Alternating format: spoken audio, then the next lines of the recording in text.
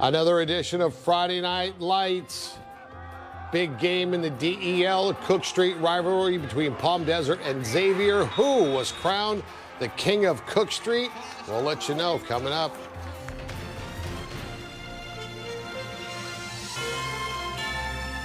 This is NBC Palm Springs.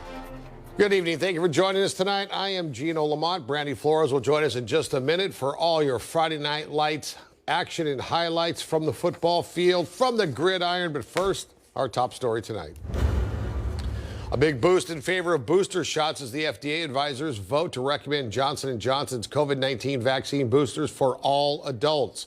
Important news because it comes just one day after they authorized Moderna's booster shot. Pfizer, of course, had already been approved. Meanwhile, the new CDC data showing unvaccinated adults facing an 11 times higher risk of dying from COVID than those that are fully vaccinated. We need to get the unvaccinated vaccinated. That's what's going to make the biggest difference in terms of driving down infection numbers and hospitalizations across the country. More positive news on the vaccine front. Using CDC data, the Kaiser Family Foundation is reporting an uptick in vaccination rates in Black communities as many are overcoming vaccine hesitancy. The FDA will now consider the committee's recommendation, and then the CDC vaccine advisors will be asked to consider that.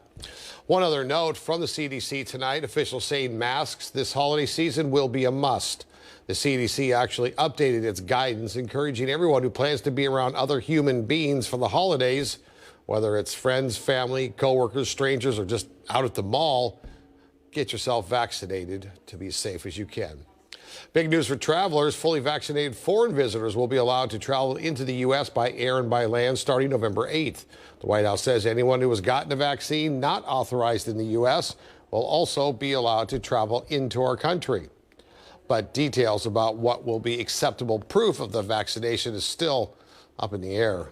Those details will be available well in advance of November 8th for the airlines, for airline passengers, and for people coming to the land border.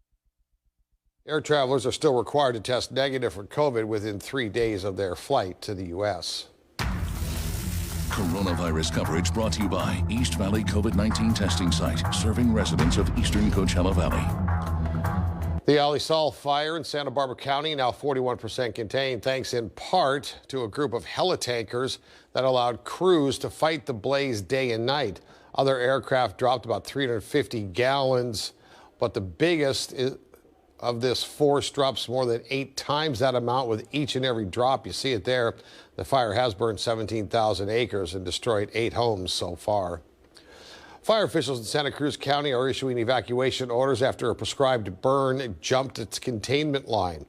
The fire is being called the Estrada Fire, and it is spreading quickly.